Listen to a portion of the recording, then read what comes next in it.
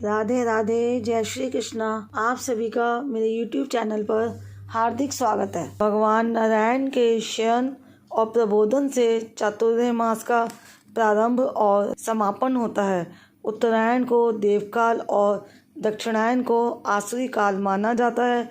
दक्षिणायन में सद्गुणों के शरण से बचने और बचाने के लिए हमारे शास्त्रों में व्रत और तप का विधान है। सूर्य का कर्क राशि पर आगमन दक्षिणायन का प्रारंभ माना जाता है और कार्तिक मास इस अवधि में ही होता है। पुराण आदि शास्त्रों में कार्तिक मास का विशेष महत्व है। यूँ तो हर मास का अलग अलग महत्व है, परंतु व्रत तप की दृष्टि से कार्तिक मास की महत्ता अधिक है। शास्त्रों में भगवान विष्णु और विष्णु तीर्थ के ही समान कार्तिक मास को श्रेष्ठ और दुर्लभ कहा गया है। शास्त्रों में ये मास परम कल्याणकारी कहा गया है। सूर्य भगवान जब तुला राशि पर आते हैं तो कार्तिक मास का प्रारंभ होता है। इस मास का माहात्म्य पद्म पुराण तथा स्कंद पुराण में विस्तार पूर्वक मिलता है। कलयुग में कार्तिक मास को मोक्ष के साधन के रूप में दर्शाया गया है। इस मास को धर्म, अर्थ, काम और मोक्ष को देने वाला बताया गया है। नारायण भगवान ने स्वयं इसे ब्रह्मा को, ब्रह्मा ने नारद को और नारद ने महाराज पृथु को कार्तिक मास के सर्वगुण संपन्न महात्म्य के संदर्भ में बताया है। इस संसार में प्रत्येक मनुष्य सुख, शांति और परम आनंद की कामना करता है, परंतु प्रश्न ये है कि दुखों से मुक्ति कैसे मिले। इसके लिए हमारे शास्त्रों में कई प्रकार उपाय बताए गए हैं, परंतु कार्तिक मास की महिमा अत्यंत उच्च बताई गई है। इस मास का माहात्म्य पढ़ने सुनने से भी कोटि यज्ञ का फल सहज ही मिल जाता है। इसलिए हम आज से कार्तिक मास माहात्म्य का हर रोज एक अध्याय का प्रेषण करेंगे। कार्तिक माहात्म्य पहला अध्याय। मैं सिमरू माता शारदा, बैठे जिह्वा आए, कार्तिक मास की कथा लिखे कमल हर्षाए।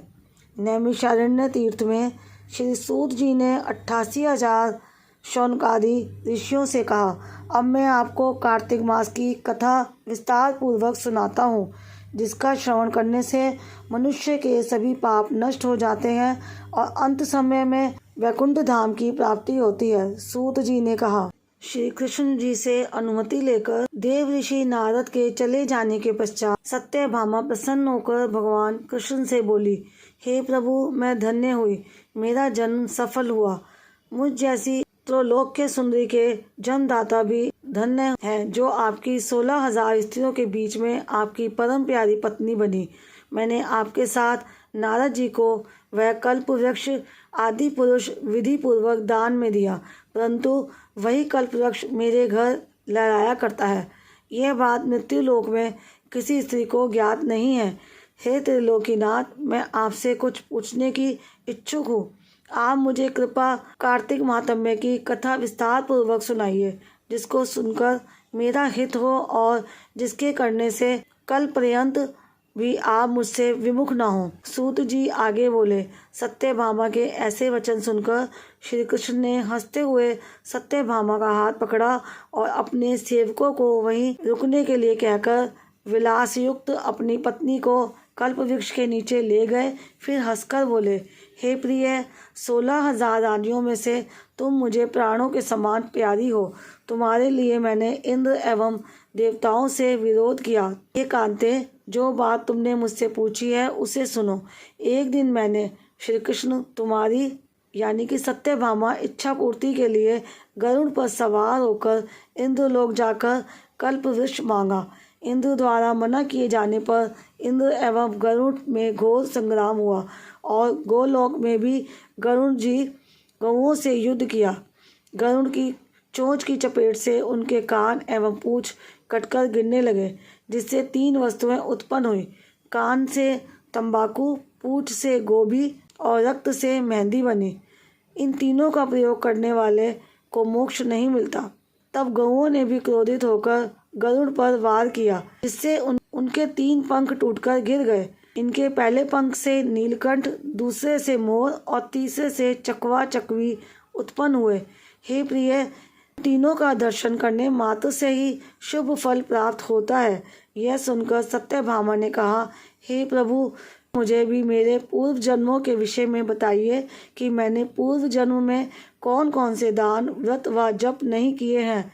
मेरा स्वभाव कैसा था, मेरे जन्मदाता कौन थे और मुझे मृत्यु लोक में जन्म क्यों लेना पड़ा। मैंने ऐसा कौन सा पुण्य कर्म किया था जिससे मैं आपकी अर्धांगिनी हुई। श्री कृष्ण ने कहा, हे प्रिय, अब मैं तुम्हारे द्वारा पूर्व जन्म में किए गए पुण्य कर्मों को विस्तार पूर्वक कहता हूँ, उसे सुनो। पूर्व समय में सतयुग के अंत में मायापुरी में त्रिगोत्र में वेद वेदांत का ज्ञाता देव शर्मा नामक एक ब्राह्मण निवास करता था। वह प्रतिदिन अतिथियों की सेवा, हवन और सूर्य भगवान का पूजन किया करता था। वह सूर्य के समान तेजस्वी था। वृद्धावस्था में उसे गुणवती नामक कन्या की प्राप्ति हुई। उस पुत्रहीन ब्राह्मण ने अपनी कन्या का विवाह अपने ही चंद्र नामक शिष्य के साथ कर दिया। वह चंद्र को अपने पुत्र के समान मानता था और चंद्र भी उसे अपने पिता की भांति सम्मान देता था। एक दिन वे दोनों कुश व समिधा लेने के लिए जंगल में गए। जब वे हिमालय की तलहटी में भ्रमण कर रहे थे, तब उन्हें एक राक्षस आता हुआ दिखाई दिया। उस राक्षस को देखकर भय के कारण उनके अंग शिथिल हो गए और वे वहां से भागने में भी असमर्थ हो गए। तब उस काल के समान राक्षस ने उन दोनों को मार डाला। चूँकि वे धर्मात्मा थे, इसलिए मेरे पार्षद उन्हें मेरे बैकुंठ धाम में मेरे पास ले आए। उन दोनों द्वारा आजीवन सूर्य भगवान की पूजा किए जाने के कारण मैं दोनों पर अति प्रसन्न हुआ। गणेश जी, शिव जी, सूर्य व देवी, इन सब की पूजा करने वाले मनुष्य को स्वर्ग की प्राप्ति होती है। मैं एक होता हुआ भी काल और कर्मों के भेद से 5 प्रकार का होता हूँ। जैसे एक देवदत्त, पिता, भ्राता आदि नामों से पुकारा जाता है। जब वे दोनों विमान पर आरूढ़ होकर सूर्य के समान तेजस्वी रूपवान चंदन की माला धारण किए हुए मेरे भवन में आए, तो वे दिव्य भोगों को भोगने लगे। थी कार्तिक मास के मातम्य का पहला अध्याय, उसका आपने रसपान किया।